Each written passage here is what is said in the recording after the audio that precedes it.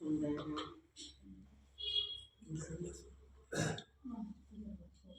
15वां और 16वां श्लोक कल आपको समझाया था। क्या कहा था उसमें कि मैं बड़ा धनी और बड़े कुटुंब वाला हूँ, मेरे समान दूसरा कौन है। मैं यज्ञ करूँगा, दान दूंगा और आमाद प्रमोद करूँगा।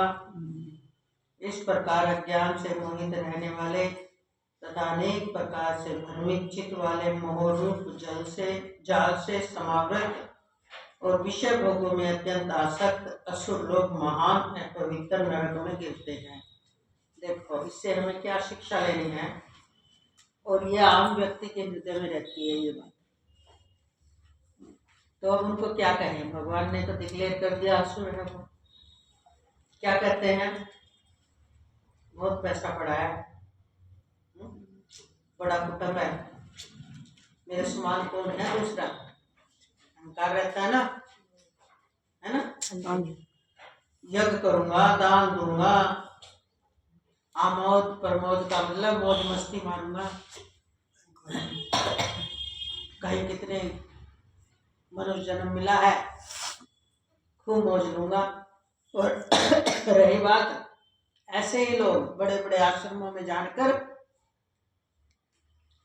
कुछ तो टैक्स बचाने के लिए और कुछ अहंकार में भी, वहां भी उनका नाम ऊपर हो, दान भी करते हैं, बड़े बड़े यज्ञ का भी आयोजन करते हैं, पर अपनी मैं तो इस प्रकार बोले उनका जो अज्ञान है, क्या ज्ञान है कि इससे भी तुम अपने इस कर्ता भाव को और पुष्ट कर रहे हो, अपने अहंकार को और भोजन डाल रहे हो।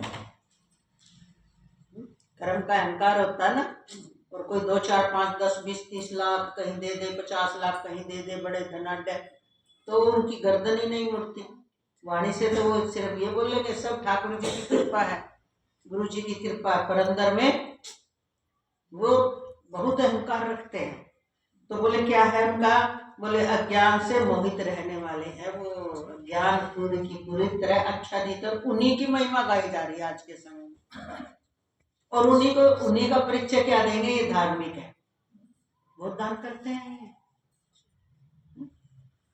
यज्ञ आदि सब जगह आगे रहते हैं ये।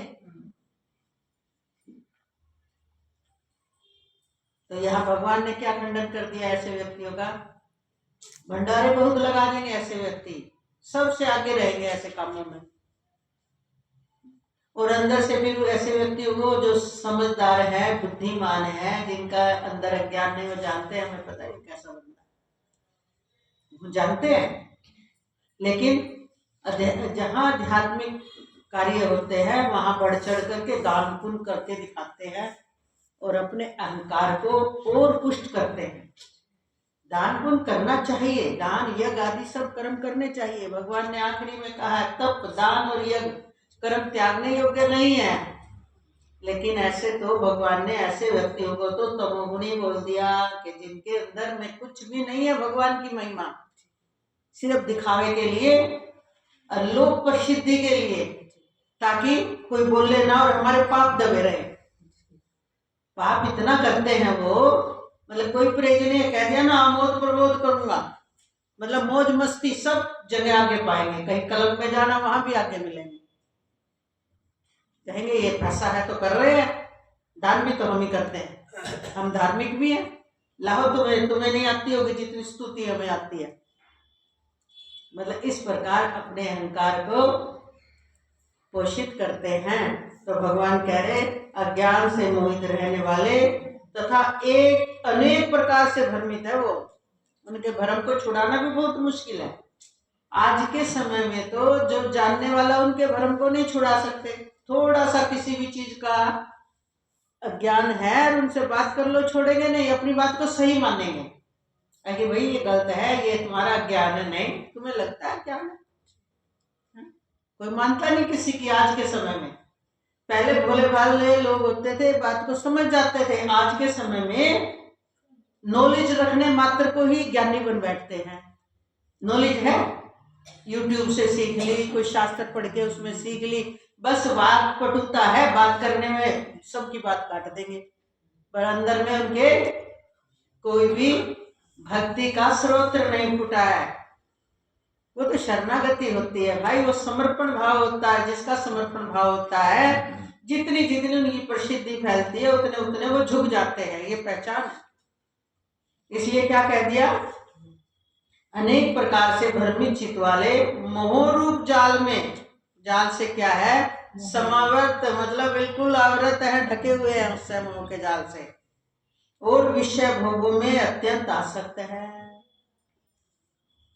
विषय भोगों में अत्यंत आसक्त मतलब पांचों इंद्रियों के 5 विषय, और इन 5 विषयों के जो भोग है ना, अगर करना है, क्योंकि पैसा है हमारे पास, तो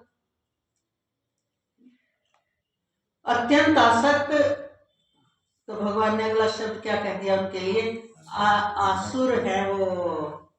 आसुर लोग महान अपवित्र नरकों में गिरते हैं। मतलब ऐसे व्यक्ति, महान अपवित्र का मतलब होता है 5वां, 6ठा, 7वां नरक।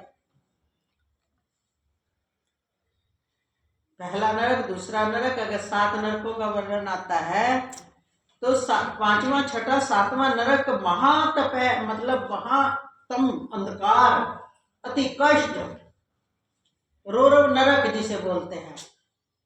तो इसलिए क्या कहा, ऐसे महान अपवित्र नरक में गिरते हैं, रोरव नरकों में।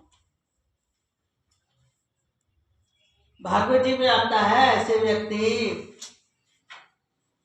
विष्ठा के कीड़े बन जाते हैं, जिनका स्थान बुधा में है। इससे बढ़कर और क्या नरक होगा। जीव आत्मा होकर के ऐसे ऐसे गंदे कृमि बन बन करके वो बार बार नरक भोगते हैं। और देखो उनको, जब मनुष्य योनि में है तो कितना अहंकार है उनका, उनसे आप बात नहीं कर सकते। इसलिए भगवान का स्पष्ट संदेश है, सबसे प्रेम करना, सबका आदर करना, छोटे बड़े का भेद अंदर में नहीं रखना। बाहर से तो व्यवहार में फर्क रखे जाते हैं, पर अंदर में सबका सम्मान। अपने ज्ञान का अहंकार नहीं होना, अपने धन का अहंकार नहीं होना। जो कुछ भी है सब प्रभु का है, सबको बांट कर चलना,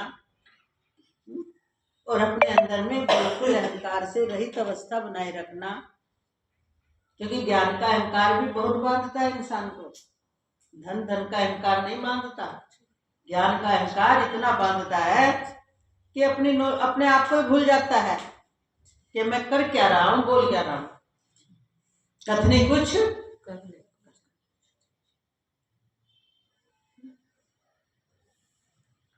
आगे कह रहे हैं, वे अपने आप को ही श्रेष्ठ मानने वाले, आगे जो अभी मैं कह रही हूँ वो सुनेंगे नहीं किसी का, उनका घमंड इतना होता है। वे अपने आप को ही श्रेष्ठ मानने वाले घमंडी पुरुष धन और मान के मद में, धन फिर सम्मान चाहिए, उनका मान इतना,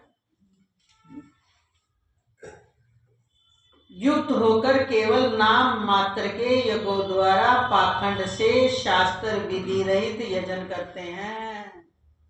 कोई मंत्र का सहारा नहीं लेते। कहेंगे अरे क्या होता है, कभी भी करवा लो, शुभ करो, अभी करवाना, करो पंडित जी यज्ञ। पंडित जी कहेंगे नहीं भाई, अब यज्ञ का समय नहीं है। क्यों? बोले कि बद्रा तो पृथ्वी पर है, बद्रा अगर आकाश में हो तो पाताल में हो तब यज्ञ शुभ रहता है। कहेंगे हो रही है बद्रा, यज्ञ करो यज्ञ।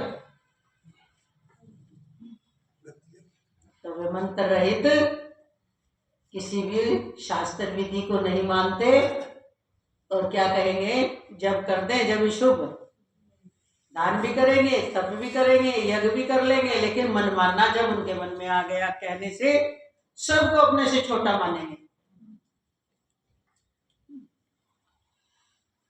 तो नाम मात्र के यज्ञों द्वारा पाखंड से शास्त्र विधि रहित यजन करते हैं। आगे 18वें श्लोक में क्या कह रहे हैं भगवान, अहंकारं बलं दर्पं कामं क्रोधं च संश्रितः मामात्स देहेषु प्रदिशन्तुः अभयसूयकः तानहं द्वेषितः क्रूणां संसारेषु नराधमाः। क्षिपाभ्यजस्त्रिमनुष्यु योनिषु आश्रिम योनिमापना मूढ़ा जन्मनि जन्मनि मा प्रापे कौन्ते ततो यात्यधमां गतिं त्रिविधिं न रक्षयेद्यं द्वारं नाशन्तमात्मनः काम क्रोधस्तथा लोभस्तथा ते त्रयं त्यजेत् एतद्विमुक्तः कौन्ते ततो द्वार स्त्रीर्विनरः आचरितमानं श्रोस्ततो याति परमां गतिं यह शास्त्र विधि मुत्सर्जः वर्तते काम कार्तः न स सिद्धि वाप्नोति न सुखम न परां गतिं तस्माच्च शास्त्रं प्रमाणं ते कार्य व्यवस्थितः ज्ञात्वा शास्त्र विधानेक्तं करं कुरुति विहारहर्षि। क्या कह रहे हैं 18वें में?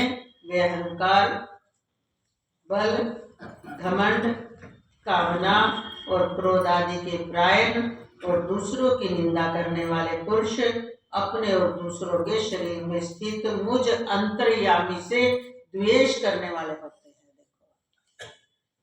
देखो, क्योंकि वो तो देह में आ सकता है, उनको तो देह दिखता है, पर अंतर्यामी तो सबका एक है ना। इसलिए भगवान ने क्या कह दिया? ऐसा अहंकार, बल है ना अंदर में, सबको पता है दुष्ट व्यक्ति है, पर कहेंगे कौन बोले भाई, बोलते ही दही बिखर जाएगी। इसलिए जो जहां है उसे शांत रहने दो। पता है कि इसको, क्योंकि छेड़ना भी, इसका गुस्सा नाक पे रखा है, घमंड इसमें इतना है पता नहीं मुझसे बड़ा कोई नहीं, अहंकार इसमें इतना है कि पता नहीं मैं क्या करता हूँ। तो ऐसे व्यक्ति को घर में भी कोई ऐसा पैदा हो जाए तो क्या कहते हैं, रिश्तेदार में कोई हो जाए ऐसा, आस पड़ोस में कोई हो जाए, कहेंगे उसके मुंह नहीं लगना चाहिए, राम राम। तो जब मुंह नहीं लगते तो उसका अहंकार और बढ़ता है, वो सोचता है कि सब कर रहा है मेरे से। तो ऐसे तमोगुणी व्यक्ति अहंकार, बल, घमंड, कामना और क्रोध आदि के प्रायण रहते हैं। आदि आगे ना जो हमने ना, कामना इतनी है उनकी, क्रोध नाक पे रखा है, घमंड की तो बात ही ना करो, और दूसरों की निंदा करने वाले। क्यों? उनसे कह भी नहीं सकते भी आप निंदा क्यों कर रहे हो, कहेंगे मैं तो सच्ची बात बोलता हूँ, मुंह पे बोलता हूँ, मैं क्या किसी से डरता हूँ, और मुझसे बताओ। घमंडी व्यक्ति, अहंकारी व्यक्ति के ये 4 बातें बड़ी प्रसिद्ध होती है। मुंह पे बोलता हूँ, है इसके अंदर ये दोष, और ना डरता, आओ मेरे सामने। तो इसलिए ऐसे दूसरों की निंदा करने वाले पुरुष अपने और दूसरों के शरीर में अपने को भी कष्ट दे रहे हैं, और दूसरों को बोल बोल के क्या दे रहे हैं? कष्ट। और दोनों का कौन है? एक ही तो आत्मा है, एक अंतर्यामी है। जब तक हमें ऐसा एक अंतर्यामी नहीं दिखाई देगा, देखो बड़ों का फर्ज होता है, गुरु का फर्ज, डॉक्टर देखो, डॉक्टर को हम फीस देते हैं, तो फीस तो जीविका है उसकी। बाकी मरीज इतना जब रोग से ग्रस्त होता है तो डॉक्टर का क्या भाव रहता है कि अच्छे से अच्छे दवाई देकर इसको ठीक कर। और अगर कोई लालची डॉक्टर हो और कोई गरीब आदमी हो, उतनी बीमारी भी नहीं है, और उसको बढ़ा चढ़ा कर बता करके उसका क्या रहेगा, जो आज के समय में बहुत ज्यादा हो गया है कि ये टेस्ट कराओ, ये टेस्ट कराओ, ये टेस्ट कराओ, इतना पैसा लगेगा, इतना लगेगा। तो ऐसे डॉक्टरों को क्या कहेंगे? गुरु, वैद्य और माता पिता है। गुरु वैद्य कौन है? जिनको आज के समय में हम डॉक्टर बोल रहे हैं। तो जो मरीज के हिसाब से चलेगा या अपने हिसाब से चलेगा?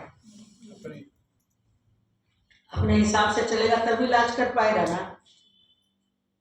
मरीज तो चाहता नहीं मुझे ज्यादा दवाई मिले, लेकिन डॉक्टर को पता है इसको ये रोग है, ये दवाई देनी पड़ेगी। तो रामायण जी में आया है, अगर ये मरीज के अनुसार चले वैद्य, और गुरु शिष्य के अनुसार चले, कि मुझे क्या फर्क पड़ता है, अरे भाई मेरे पास आते हैं, भेंट पूजा चढ़ाते हैं, मेरी आरती उतारते हैं, मुझे फूल चढ़ाते हैं, तो धन तो हरते हैं पर शोक नहीं हरते। ऐसे गुरुओं के लिए क्या बताया कि नरक तैयार है। रात के समय में लाइन की लाइन लगी है ऐसे गुरुओं की और ऐसे डॉक्टरों की। शोक न हरे धन हरे। तो हमें शोक हरना चाहिए। और शोक कौन सा है ये भी आपको बता दें। सबसे बड़ा दुख, जैसे मरीज को क्या दुख है, पीड़ा है, जो भी है उसको जहां भी है उस पीड़ा का इलाज चाहिए। तो शिष्य को क्या पीड़ा है, अब शिष्य को तो पता नहीं है। शिष्य को तो ये चाहता है कि मुझे तो ये पीड़ा है, मेरे बच्चा नहीं है तो बच्चा हो जाए, मेरे धन नहीं है तो धन हो जाए, है मेरे बच्चों की विवाह नहीं हो रहा तो विवाह हो जाए, मेरे घर में झगड़ा है तो झगड़ा मिट जाए। शिष्य तो ये, उसको तो अज्ञानी है ना बेचारा, उसको तो यही सब दिखते हैं। तो गुरु का इन सब मिटाने का फर्ज नहीं है। गुरु क्या हरे उनका संस्कृति रोग। ये संस्कृति रोग महामारी बीमारी है, कैंसर से भी अति भयंकर। अगर किसी को कैंसर की बीमारी हो गई या सारे शरीर में फैल गई है तो वो तो एक ही शरीर का नाश करेगा। और ये संस्कृति रोग कैसा है, जन्म पे जन्म, जन्म पे जन्म, जन्म पे जन्म अभी तक लेते आ रहे हो। तो संस्कृति रोग किसको बोलते हैं? संस्कृति का मतलब जन्मना मरना, जन्मना मरना, जन्म। असली गुरु कौन? जो जन्म और मरण से परे ले जाने की बात करें। सुने या ना सुने, डॉक्टर का भी क्या फर्ज बनता है कि मरीज का असली जो बीमारी है उसका इलाज करे, वो आपके पास आए या ना आए। ऐसे ही सदगुरु कौन, गुरु कौन? संस्कृति रोग का नाश करे। और जो संस्कृति रोग का नाश करवाने आ जाएगा शिष्य, उसका तो बड़े आराम से कर ही देंगे, पर शिष्य तो आते नहीं ऐसे। डॉक्टर के पास तो फिर मरीज ही जाते हैं, पर आज के समय में तो गुरुओं के पास तो कैसे शिष्य आते हैं? उनको तो भौतिक दुख ही सता रहे हैं, त्रिताप ही सता रहे हैं। वो तो त्रिताप का समाधान चाहते हैं अपना, दैविक, दैहिक और भौतिक। कि हमारे देह संबंधी कष्ट मिट जाए, प्राकृतिक बाधा है वो मिट जाए, और कोई दैविक बाधा है हमारे ऊपर वो कष्ट मिट जाए। तो ये त्रिताप है, ये त्रिताप तो मनुष्य के ऊपर आएंगे। जो भौतिक प्राकृतिक ताप है वो तो मिलजुल कर सबके पास आते हैं। भूकंप आ जाना, सूखा पड़ जाना, और जल वर्षा ज्यादा होकर के बाढ़ आ जाना, ये कष्ट सबको मिलके उठाने पड़ते हैं ना। तो इसमें क्या करेंगे गुरु लोग? और दैहिक ताप कौन से है?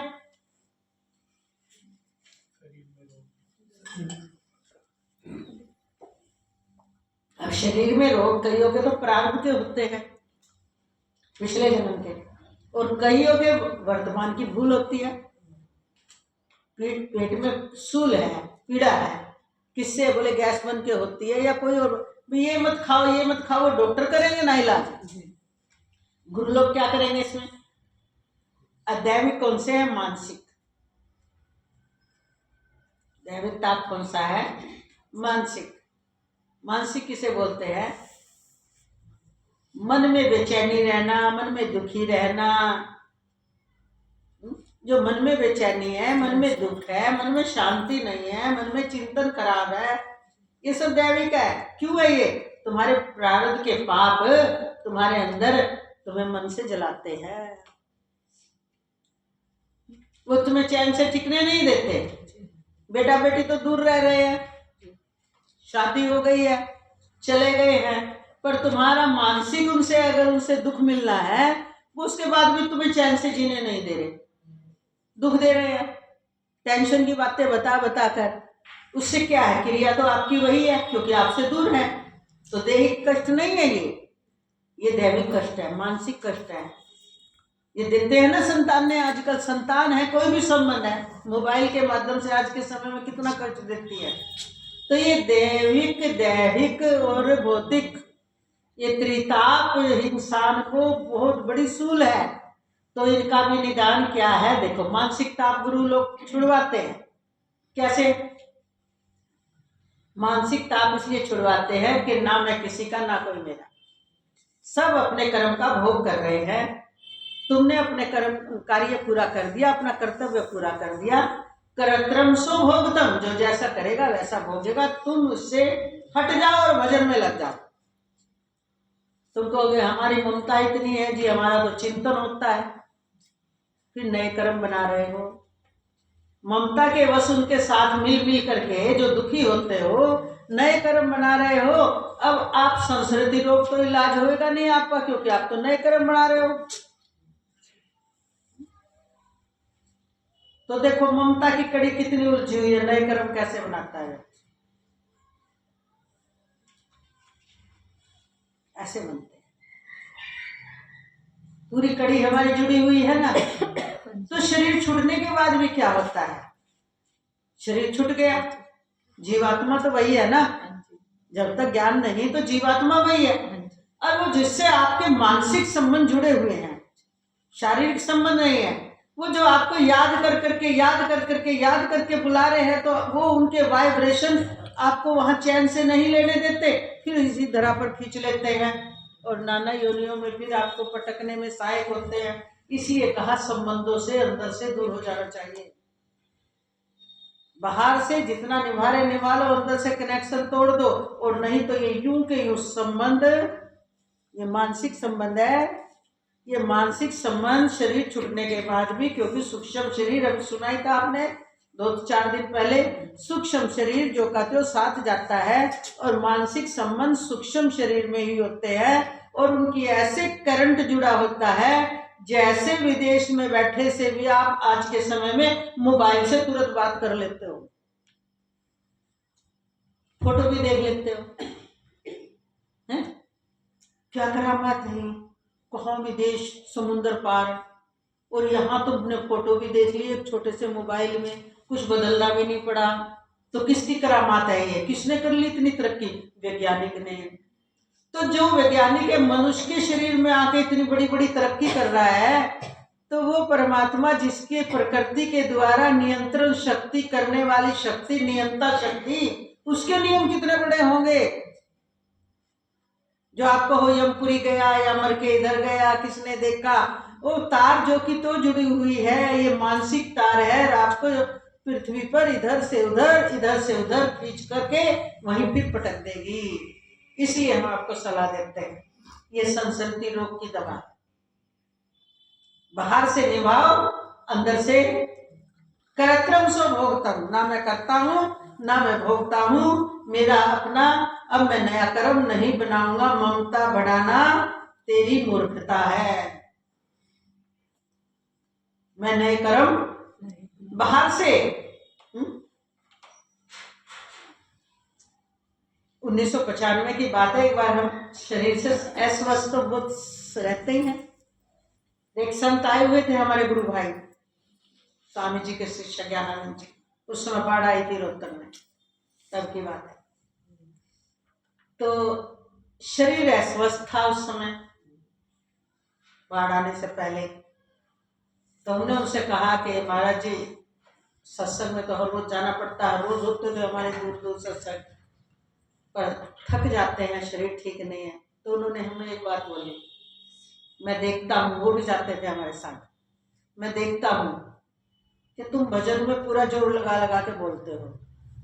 मैंने कहा वो तो हमारी ड्यूटी है महाराज जी, हमें शुरू करना पड़ता है, जाके हमें सारा संभालना पड़ता है, गुरु जी जब तक नहीं आते उनका उपदेश होता है। तो बोले नहीं, एक बार शुरू कर दिया, जब संगत आ गई तो बोलो। कैसे बोलो? बोले दूसरे को तो लगे ये बोल रही है, पूरा जोर ना लगाओ। उन्होंने हमें सलाह दी कि तुम्हारे होठ भी ऊपर नीचे होते दिखाई दे, क्योंकि इस समय तुम अस्वस्थ हो। बोले चुप हो, मैंने कहा चुप हो जाएंगे तो कोई बोलेगी नहीं है, फिर लगेगा ये बोल नहीं रही। बोले नहीं, दूसरे को लगे ही ना कि नहीं बोल रहे, पर तुम अंदर तक जोर मत लगाओ। ये कैसे हो सकता है, वो बोल लेंगे तो जोर तो लगेगा। तब तक ऐसा अनुभव ही नहीं था, तब तक अनुभव नहीं था, तब तो पूरे ही तय दिल से अंदर तक बोलना, थक गए तो चुप हो जाना। तो हमने कहा महाराज जी ऐसे कैसे बोले? तो उन्होंने सिखाया हमें। तो पता कैसे बोले? जय सत्य गुरुदेव स्वामी जय सत्य गुरुदेव देखो तुमने वोट पूरे ही ला लिए, जोर तो पड़ा ही नहीं। गले से बस यहीं से बोल लो थोड़ा सा, तो तुम्हारे ज्यादा थकान नहीं होगी। तो ये क्यों सुना रहे हैं हम आपको, वो युक्ति हमारे अब काम आती है। अब शरीर थक गया ना, तो अब हिम्मत नहीं है भजनों में ज्यादा बोलने की, तो अब ऐसे ही वो युक्ति काम आ गई। तो हम आपको तो इसलिए बता रहे हैं कि इसी तरह बस गले तक ही निभाओ रिश्ते। कान से सुने, हाँ हूँ, हाँ भी बड़ा गलत है, कोई आपका ज्ञान है, आपके पास नॉलेज है तो सलाह दे दो, उसको यहाँ ना आने दो। जो आपके सूक्ष्म को हिला दे, यानी बुद्धि तक मत जाने दो, मन तक उसका प्रभाव मत आने दो, चित्त में उसके संस्कार मत ठहरने दो, विचार मत ठहरने दो। विचार ठहरेंगे तो चिंतन कराएंगे।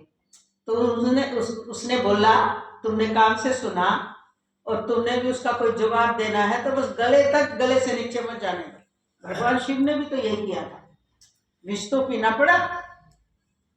क्यों भाई, समुद्र मंथन हो रहा है, कोई ऐसा देव नहीं जो विष पी ले। अब भगवान शिव को याद किया गया, तो विष तो पीना पड़ा। पर बोले हृदय में तो मेरे इष्ट देव है, मेरे राम है, और उनके हृदय में बोले सारी सृष्टि है। और अगर मैंने नीचे हृदय में उतार लिया तो राम जी को कष्ट होगा, और उनको कष्ट होएगा तो पूरी सृष्टि को कष्ट होगा। देखो उनकी सोच।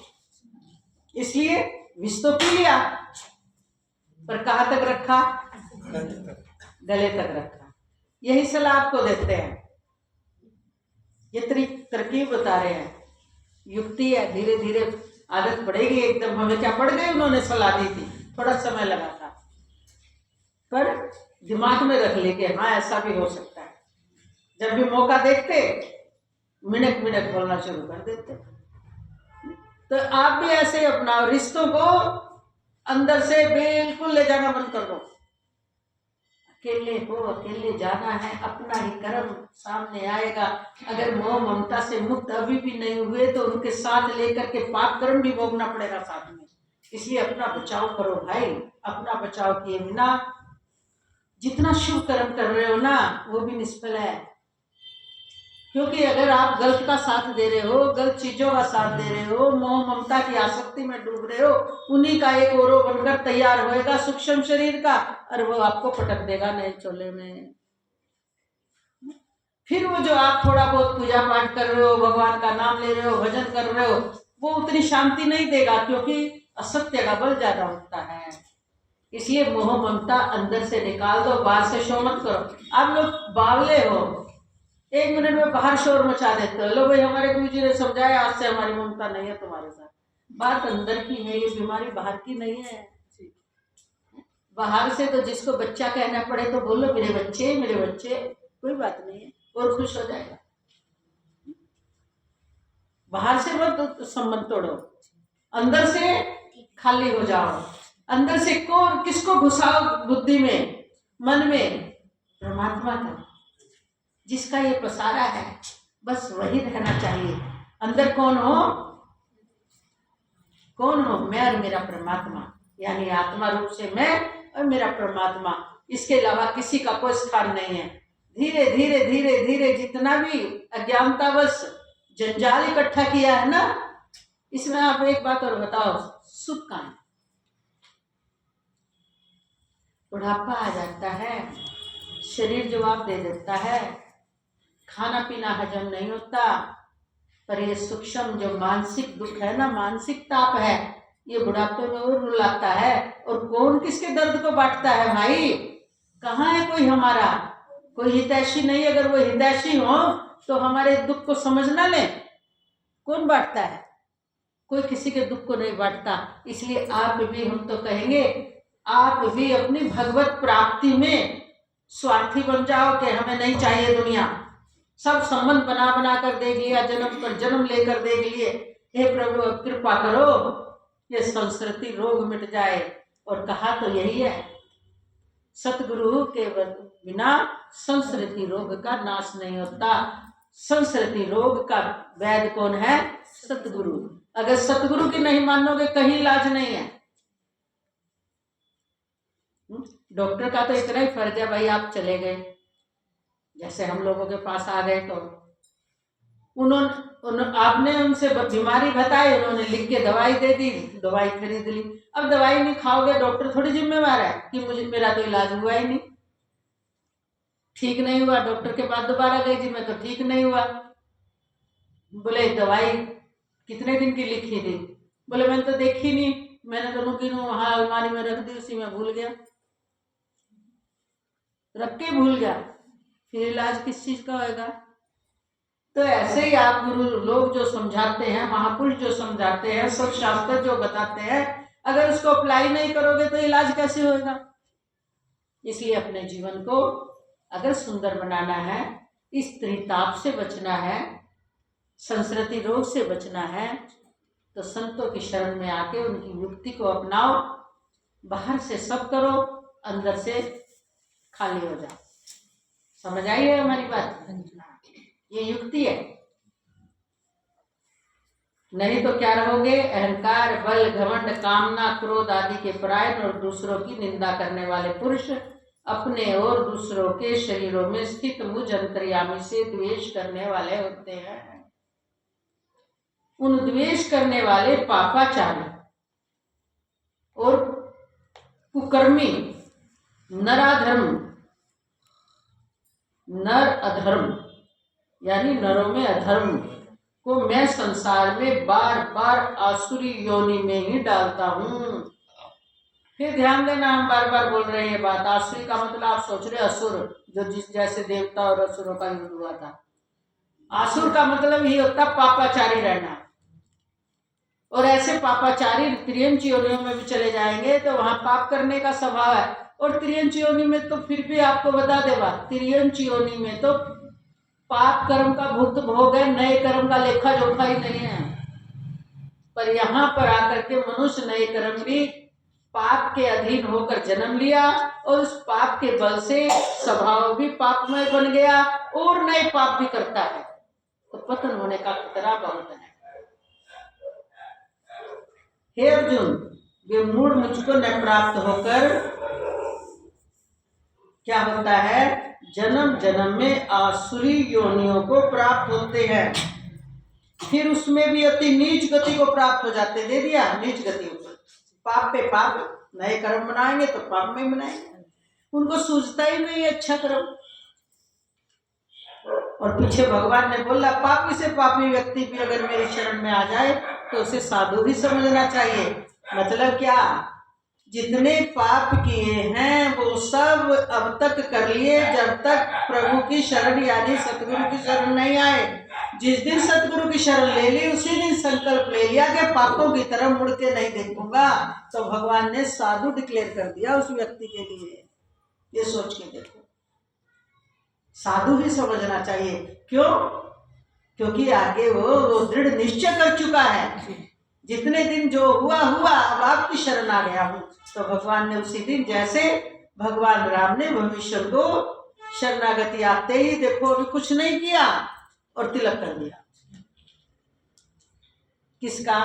लंकापति का। ऐसे भगवान ने अभी उसके पाप जो करके आया इतने, अब आप अगर कहोगे कि क्या वो सारे के सारे मिटा दिए भगवान ने?